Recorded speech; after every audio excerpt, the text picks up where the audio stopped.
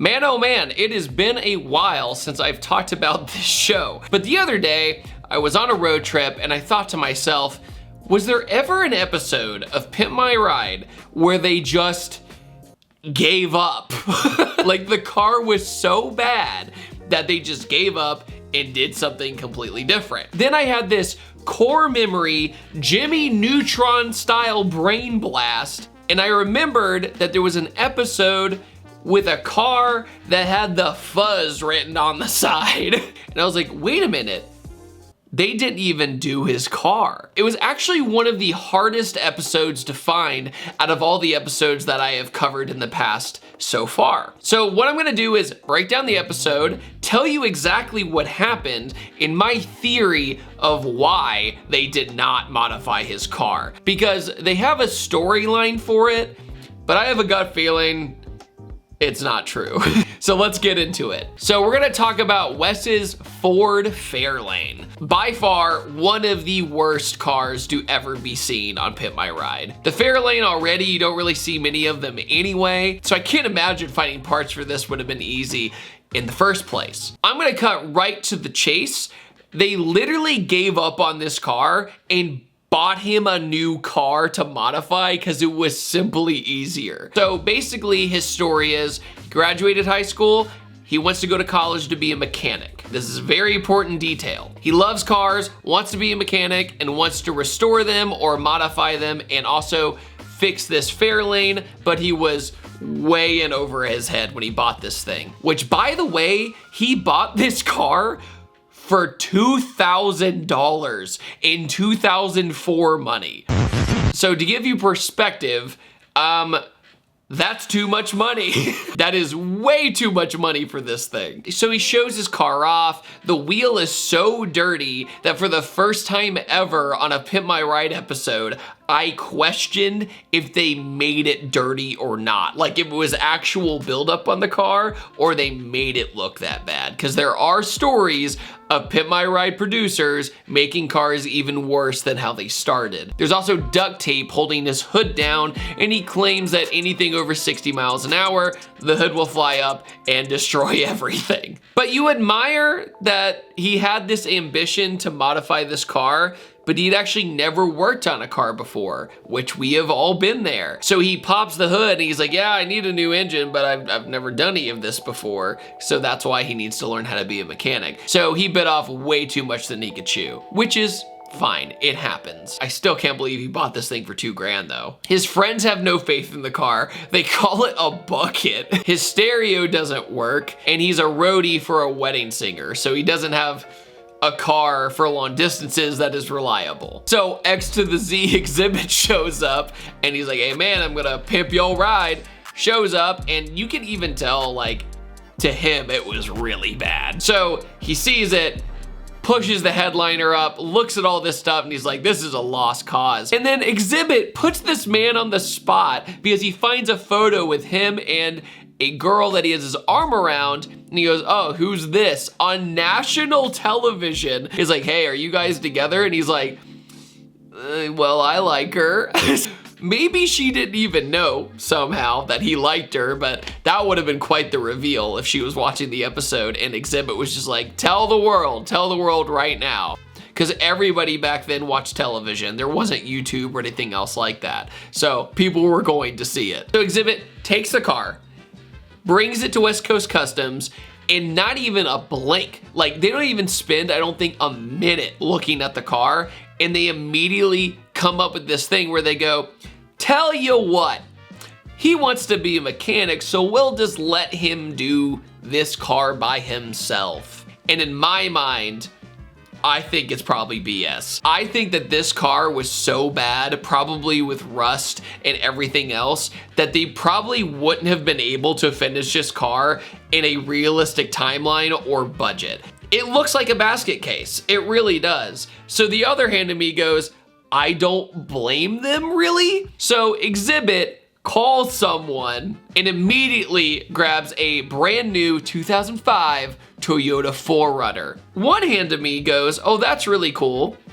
They got a new 4Runner. It must have taken a while to go to the dealership and get everything. Exhibit is in the same t-shirt, not after any time. Like, he basically films the whole thing with the Fairlane. They don't blink twice. They walk outside. He gets on the phone and he's in the same t-shirt driving the 4Runner back. Now, I don't know about you. When I go to the car dealership, it's like a 7-hour ordeal to buy a car. It's never fun. So my theory is that Toyota wanted to sponsor an episode and this was just the perfect opportunity. But what they do with the 4Runner is kind of a hodgepodge of good and bad, to be honest with you.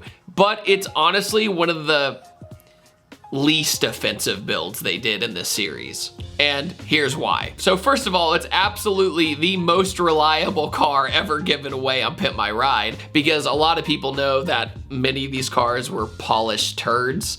You know, the engine and stuff wasn't refurbished or anything. They just make it look cool for the show due to budget, time constraints, stuff like that. So he probably got the best deal out of anybody on this show. But he was in a rough spot, so who cares, right? Beggars can't be choosers, and he got a free big car. Now, I will say, even though it's not in style anymore, it's one of the best done paint jobs and graphics I think ever done on the show. It's a two-tone paint job, but what the big highlight is the pinstriping, like the airbrushing techniques, and also the flames. Seeing this guy create flames by hand with the tape is so satisfying. And you can just tell this is a lost art. We just don't see this that much anymore. When it comes to the quality of the paint job, it's probably one of the best in the show, and or at least in season 2. Even if you don't like them, you cannot deny the craftsmanship. And then it's time for my favorite segment, Mad Mike Goes Crazy. So first things first, he puts a military style satellite dish on the top of the 4Runner, and he gives him 300 channels of direct TV inside this vehicle, which if you were in 2004 would have been the coolest thing ever. To literally have that in a car, it's pretty cool, because like I said, no streaming back then. There's also 2 flip monitors, because monitors on monitors, and if you really want to talk about monitors on monitors, they decide to put a monitor where the spare tire goes, under the car. This was by far, to me, the moment that I started to get lost. I was like, they're losing me. They're losing me. You almost had me. Because most of it's pretty reasonable. And then they're like, yeah, man, we're gonna put a monitor under the car. And I'm like, so he's gonna watch a how-to video while working on a car? Under the car? That sounds uncomfortable. The color match dash is really rough in my opinion. And also the seats, the black leather seats, I will say, the black leather with the green insert is not that bad to me. I just don't like the green stitching or whatever they used to outline the seats. I think if you just made those black, it wouldn't have been that bad. It's just those really pop out and it just looks tacky to me. They also do giant chrome wheels, or I guess back then it would have been rims. I'm sorry, I didn't mean to do that. That was really bad. Rims. They put giant chrome rims on the 4Runner, and for the time, it was in style. It really was. They also added a body kit to it, which, once again, not that bad. It just kind of extends things for a ground effects kind of look. It literally wasn't that bad, to be honest. There's a lot worse body kits on this show. But going back to the monitor underneath the car, the first thing I thought of is, well, what if like rocks and stuff hit it on the very bumpy Southern California roads from earthquakes? And then they put a piece of plexiglass on it, and I'm like, oh, that'll probably be fine. It'll hold. Famous last words of any project car. It will be fine.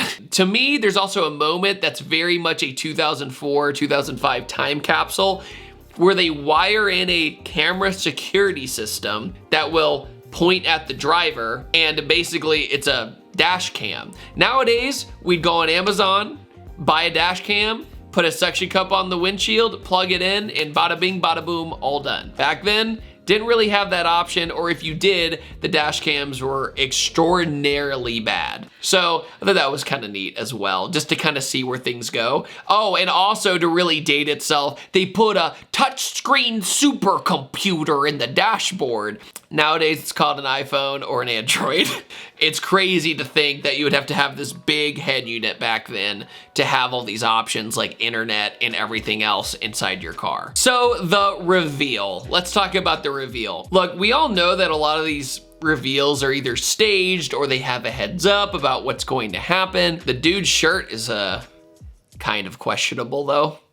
Try to say that out loud without laughing. I'm surprised MTV let that happen. This one at the beginning is pretty convincing, but then it kind of turns into, well, wow, what happened? And so it kind of comes off as fake acting, but I don't know, I wasn't there. However, they pull the tarp off and there's the POS Fairlane, and then they pull in the 4Runner, and he seems really happy. And you can tell the kid has a good heart and likes cars because he mentions the pinstriping, he mentions the wheels, he's into it. But the 4Runner has by far, I think, the most functional trunk out of the entire series. It's a beautifully crafted toolbox with a drawer and this awesome box and sound system with plexiglass. That stuff looks phenomenal. It looks really, really good as a period correct trunk. It was useful. He had tools with him. He could put his tools in there and it makes sense. Also at the very end, Best Buy hooked him up with a brand new Sony laptop. And they make sure when that sucker's open, that Sony logo is right on top of that laptop. Because that's just how the cookie crumbles, man. Show business. You gotta make it happen. So it has a happy ending. He has his Fairlane still, if he really wants to mess with that thing. Never in my life did I want a 4Runner to be slammed. If you look at the side profile of it driving down the road with the wheel and tire setup and the proportions with the ground effects on the bumper, this thing lowered would have looked sick. But then I really had this thought, and I talked about this with a bunch of my car friends who grew up in the same era. Lowering your car, unless you're like a low rider or something, it wasn't as common as it is today. Like a bunch of cars still had that like 4x4 status. But yeah, if this thing just was a little bit lower with the big chrome wheels, I think it could pull it off. I think it could actually be around today as like a car show car. You know what I mean? When you go to a car show and the people who win just have as much on their car as possible and they're like, here's all my trophies, man. Got them in front of my car. I think it can be one of those. Also, in a sick turn of events, his friends found the monitor under the truck the coolest thing. Maybe that just makes me jaded and a jerk, but I just thought it was weird. But hey, I guess his friends think it's cool, so there's that. So, Toyota 4Runner / Ford Fairlane. What is your conspiracy theory of this episode? Do you think that they were going to do the Fairlane and it was just that bad that they just got a new car? Or do you think that Toyota called MTV and said, we want the new 4Runner to be promoted, and they saw this as the golden opportunity? Let me know in the comments section below. And on that note, I typically upload on Tuesdays, Thursdays, and Sundays, and I will see you guys next time, and take it easy. Have a wonderful day. Goodbye.